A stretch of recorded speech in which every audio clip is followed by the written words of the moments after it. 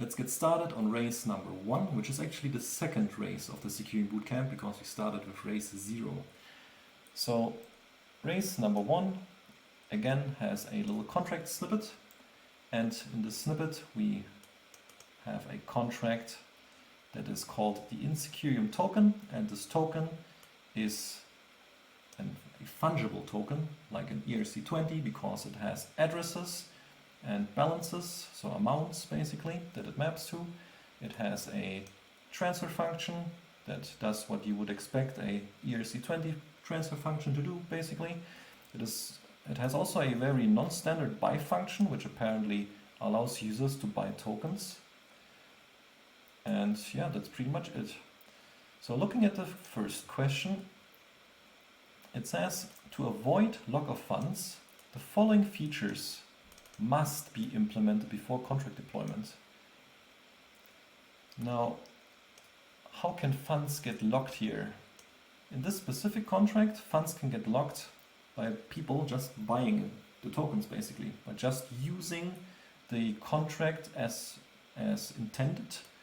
Funds will get stuck because after sending Ether into this function, into this contract via the buy function, because this is payable, the funds will just be stuck because there is no withdraw function here that actually allows the owner of this contract who's selling these tokens to withdraw them. There's also in none of the other functions there's any sort of call or anything going on that would actually allow for a transfer of tokens. So indeed, if people would just use this contract normally and as intended, the Ether funds would end up getting stuck. So this is definitely a major issue with this contract.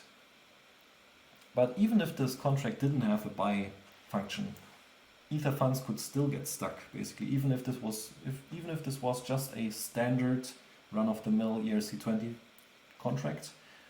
People could still inject Ether funds into it, for example, by using self-destruct to inject Ether, or they could just on accident send ERC20 tokens directly to this token address instead of sending it to the person they intended it to send. And that is also a valid security concern, but it is important to know that this is merely an informational issue because a contract like that wouldn't be intended to hold any funds basically, and you can't really hold the protocol responsible for those accidents and that they need to have some sort of withdrawal functions in that case. But often what protocols will do for that is they will implement rescue functions. So basically a rescue function that just allows you to get the Ether funds or the ERC20 funds that were sent to the contract on accident, to get them out. So usually only the owner of the contract can call them, the administrator can call them, get them out and send them back to the owner hopefully. So, which is generally fine. Sometimes these rescue functions are very powerful because sometimes these rescue functions actually allow executing arbitrary external calls. So that way they could just call other contracts in the name of the current contract. That means they could also make an arbitrary call that would allow them to transfer tokens that have gotten stuck in that contract. They could even unstack stuff, and yeah, they could do everything that this contract could do with other contracts basically. So those are super powerful, and the problem with that is that sometimes these tokens actually do hold value. So in this case, this contract is intended to hold Ether value. In other cases, the Ether value that you're holding is not intended to be 100% for the owner, like in this case, where the owner is selling their tokens.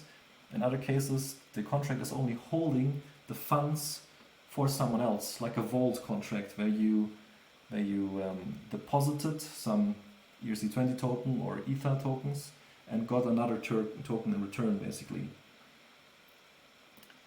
And in that case, those emergency withdraw functions can be really dangerous, because if those emergency withdraw functions allow arbitrary tokens to be withdrawn, it's basically a rug pull vector.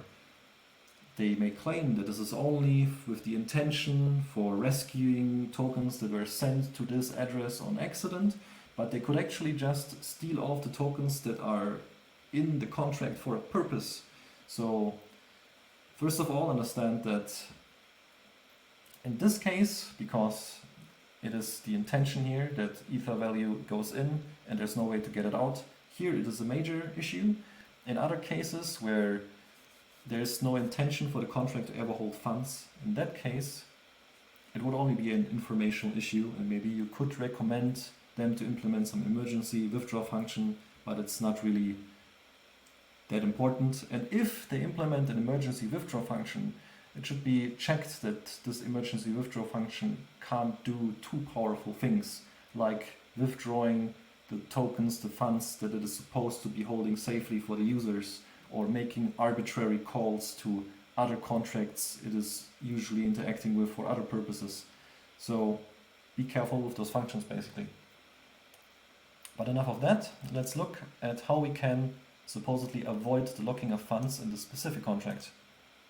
It says that we should implement a transfer from function to do that. A transfer from function, as you know, is just like the transfer function, just that the transfer function only allows the owner of the tokens to transfer the tokens.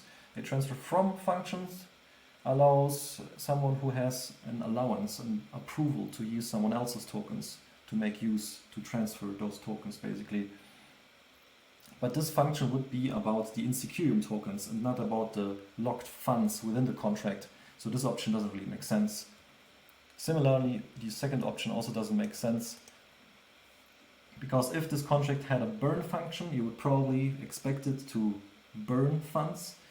If the funds are already locked within the contract, they are practically already burned. So this is probably not talking about the ether value that is already locked. This burn function would most likely handle the actual in-Secureum tokens that it would burn. So this is again not the right approach. But then we have C, which says a way to withdraw, exchange or use ether from the contract. And this is finally about the actual ether, the actual funds that are stuck. And it says that some way to actually withdraw this ether, to exchange it via a DEX or maybe something, or to use it with some other protocol maybe, that would actually be helping, that this would actually fix the lock of funds issue that we have in this contract, and that would be correct. It can't be D, none of the above, and that's it.